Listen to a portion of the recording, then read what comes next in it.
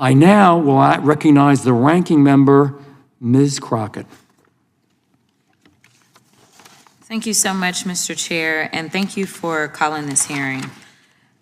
Since January, Donald Trump has used the full power of the federal government to attack Americans in cities across the country.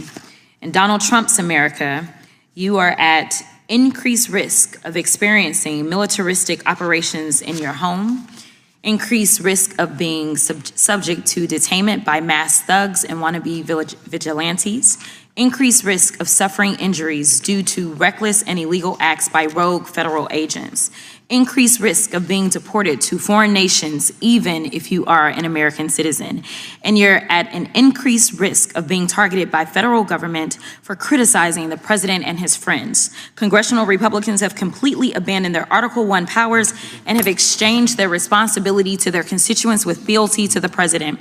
They have allowed the president to morph federal agencies into instruments of autocracy.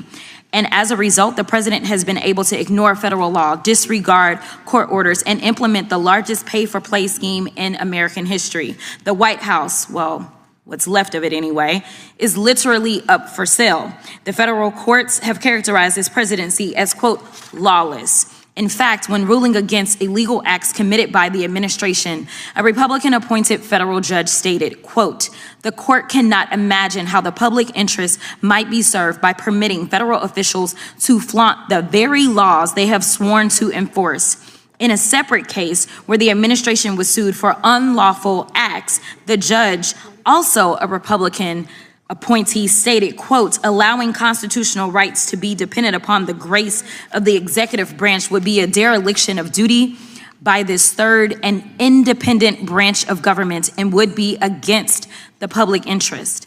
But in another case, the court summed it up perfectly by declaring, quote, "As is becoming far too common, we are confronted again with the efforts of the executive branch to set aside the rule of law in pursuit of its own goals." Judiciary Committee Republicans have been completely complicit in this corruption.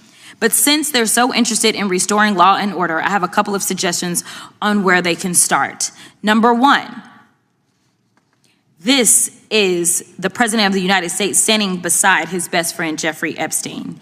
As we all know, Mr. Epstein is one of the most notorious sexual predators in American history. For 8 weeks, the Republicans on this committee have chosen to protect these two men instead of providing justice to Mr. Epstein's victims. Now the administration is panicking. First, they campaigned on releasing the Epstein files. Then AG Bondi and Associates did a photo op with the files. And she said, and I quote, "The Epstein list is on my desk."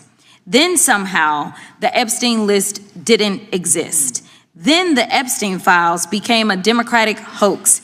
Now the president is supposedly supportive of releasing the files, even though he's currently ignoring a congressional subpoena to do so.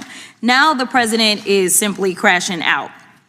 And it's because he can't seem to explain his special decades-long relationship with one of the most prominent sexual predators in American history. It's already public that he's in the Epstein files, but his administration is hiding the context of his involvement, if any, with Mr. Epstein's horrific crimes. Now, this is Miss Ghislaine Maxwell. Miss Maxwell, who obviously helped Jeffrey Epstein traffic more than 1,000 women and girls, well, Donald Trump is now giving her special treatment while she's serving out her prison sentence. He won't even rule out giving her a pardon or commuting her sentence. I don't need to explain why pardoning sex traffickers wouldn't be restoring law and order.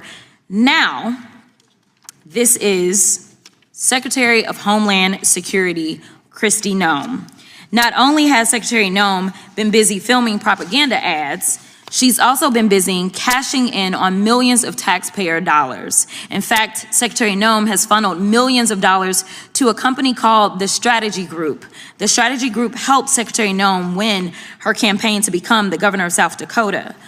Corey Lewandowski, her top policy advisor, has worked with the firm.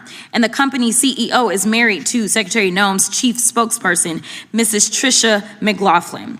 This is what corruption looks like. They're stealing money from the American people's pockets and depositing it into their bank accounts. Now we move on to yet somebody else. This is the so-called border czar, Tom Homan. Mr. Homan is on tape accepting $50,000 in cash bribes stuffed in a brown paper bag from an undercover FBI agent. Apparently, Mr. Homan accepted these bribes in exchange for awarding federal contracts to his friends. Trump's Department of Justice killed the investigation into Mr. Homan's crimes, and congressional Republicans didn't say a mumbling word. Lastly, this is insurrectionist and Nazi sympathizer Ed Martin. It appears that Mr. Martin is functioning as the Associate Deputy Attorney General, Pardon Attorney, Director of the Fake Weaponization Working Group, and Special Attorney for Mortgage Fraud. All that means is that Mr. Martin is Trump's lapdog, whom the president sends to initiate lawsuits against the president's perceived political opponents. This is what we call organized crime.